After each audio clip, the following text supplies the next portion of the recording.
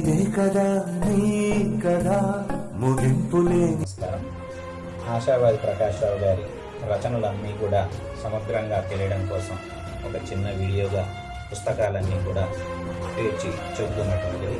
మొదటి పుస్తకం దేశహితం కోసం సమీక్షత స్వరం, రెండవ పుస్తకం వివేక పునీత నివేదిత, సమీక్షా స్రవంతి, అక్షర కిరీటి ఆశావాది, సమారాధన, సువర్ణ గోపురం, అనంతధామం, అవధాన సాధన, ప్రకాశపథం, అవధాన వినోదం, సరస ప్రసంగం, కనకాభిషేకము, కుసుమాంజలి, అభ్యుదయ భావకుడు ఆశావాది, పార్వతీ శతకము, శ్రీరామ కథాకలశము పదప్రయోగము, ఆమోద వీచి, అవధాన కళాతోరణము, నారాయణ శతకము, వాత్సల్య మానసం, పీఠికా పేటిక, అవధాన దీపిక, సంత్ రవిదాస్ సందేశ సంహిత, దీవన శేషలు, పక్షీర కులాయం, హిరణ్మయి, భాగవత సౌరభం, లోకలీలావలోకనం, ఆశావాది ప్రకాశరావు సాహిత్యానుశీలనం, జాషువా దబ్బిలం, ఆశావాది వాంగ్మయ సూచిక, అరుంధతి, జయశ్రుతులు, గంధపెండేరం, సామయికం, సమారాధన, నా ఆలోచనాలోచనంలో అనంత సాహితీమూర్తి ఆశావాది, ప్రశస్త జిగీషామతి డాక్టర్ బిఆర్ అంబేద్కర్, గురువందనం, అవధాన సాధన. ఇవే కాకుండా తదితరమైన గ్రంథాలన్నీ కూడా ఉన్నవి. వాటిని కూడా త్వరలోనే ఒకచోట కేంద్రీకరించి మీకు చెప్పడం జరుగుతుంది. పద్మశ్రీ అవార్డు గ్రహించినప్పుడు మన రాష్ట్రపతి గారి చేతుల మీద స్వీకరించబడినటువంటి ఆ యొక్క పత్రాన్ని చూపించడం జరుగుతున్నది. చాలా కాలం నుంచి ఆశావాది ప్రకాష్ రావు గారు నివసించినటువంటి గృహంలో ఉన్నటువంటి ఏవేవైతే మెమంటోలు, తదితరమైన పుస్తకాలు, ఇవన్నీ ఒక వీడియో రూపంలో మీకు అందించబడుతున్నది. ఆశావాది గారు చదివినటువంటి పుస్తకాల యొక్క మొత్తం అన్నీ కూడా ఇక్కడ చూపించబడుతున్నది. తెలుగు నిఘంటు గ్రంథాలు,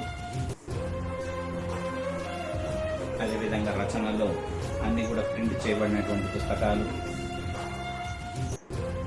వివిధ రకాల కవులు ఆశావాది వారిని గూర్చి చెప్పినటువంటి పుస్తకాలన్నీ కూడా ఈ యొక్క అల్మారాలో పేర్చబడి ఉన్నవి.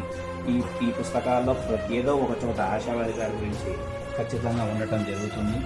ఆశావాది గారు జీవించినప్పుడు ఒక పద్ధతి రూపేణ ఏర్పాటు చేసుకొని చదవడానికి కానీ, అలాగే ఉపయోగించుకోవడానికి కానీ, రఫ్ పేపర్లు కానీ అన్నింటినీ ఒక చోట పేర్చుకొని చేయబడినటువంటిది.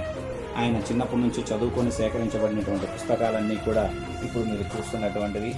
ఇప్పటికీ వేనుకొండలోని ఆశావాది ప్రకాష్ రావు గారు నివసించినటువంటి తన గృహంలో ఈ పుస్తకాలు ఇప్పటికీ కూడా అందరికీ సందర్శనం కోసం పెట్టినటువంటిది. ఇది అతను సాధించినటువంటి మెమంటోలు కానీ చరిత్రమైనవన్నీ కూడా చూపించడానికి ఇబ్బందికరంగా అనిపించి కొన్ని పైన పేర్చబడి ఉన్నటువంటివి. ఈ పుస్తకాలన్నీ కూడా ఆశావాది వారు చదివినప్పుడు పూర్వకాలం నుంచి తీసుకున్నటువంటి పుస్తకాలు, రచనలు, తన గురువుల నుంచి తీసుకున్నటువంటి పుస్తకాలు, తదితరమైనవన్నీ కూడా ఉన్నాయి. రచనలన్నీ కూడా ఒక చోట ప్రింట్ చేయబడి అలా నేటికి కూడా చూడడానికి అనుకూల యోగ్యంగా ఎవరైనా వచ్చి సందర్శిస్తే తెలుసుకునేటువంటి విధంగా ఇక్కడ పేర్చబడినటువంటివి. ఈ పుస్తకాలన్నీ కూడా కేవలం ఆశావాది గారికి సంబంధించినటువంటి పుస్తకాలు.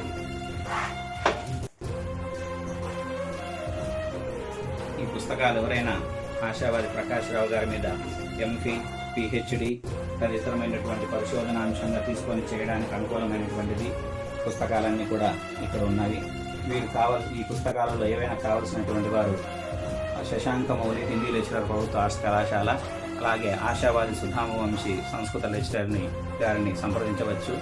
లేదా వాళ్ళ కూతుర్లైనటువంటి శిరీషవాణి, వసంత గౌరి, ఆ నవీన, శ్రీవల్లి గారిని కూడా సంప్రదించవచ్చు. ఆశావాది గారు చివరిలో ఉపయోగించుకున్నటువంటి వీల్ చైర్ ఇది. వారి యొక్క గురువులు నండూరి రామకృష్ణమాచారి గారు, అలాగే డాక్టర్ సివి సుబ్బన్న శతావధాని గారు. వాళ్ళ తల్లిదండ్రులు మాతాపితరులైనటువంటి ఆశావాది ప్రకాష్ రావు గారి పితరులు చదువుల ఫకీరప్ప, పుల్లాయస్వామి, పుల్లాయమ్మ, అలాగే గురువులైనటువంటి నండూరి రామకృష్ణమాచారి గారు, సివి సుబ్బన్న శతావధాని గారు. ఆశావాది గారి రచనల్లో కొన్ని ఇప్పటికీ ప్రింట్ కాబడకుండా ఉన్నటువంటి అముద్రితమైనటువంటి గ్రంథాలుగా పేపర్లలో మాత్రమే ఉండబడినటువంటివి అలాగే నేటికి ఉన్నాయి. వాటిని ఎవరైనా పరిశీలించాలనుకుంటే వాటిని తీసుకొని ఒక పుస్తక రూపంలో చేర్చవచ్చు.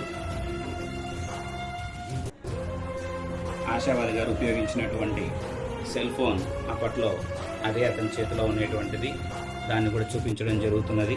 అతని యొక్క కూర్చున్నటువంటి చైర్, అతను ఉపయోగించినటువంటి టేబుల్, అతను ఉపయోగించినటువంటి మంచము తదితరమైనటువన్నీ కూడా ఇక్కడ చూపించబడుతున్నాయి. ఇదే ప్రకాష్ రావు గారు ఉపయోగించినటువంటి చైరు.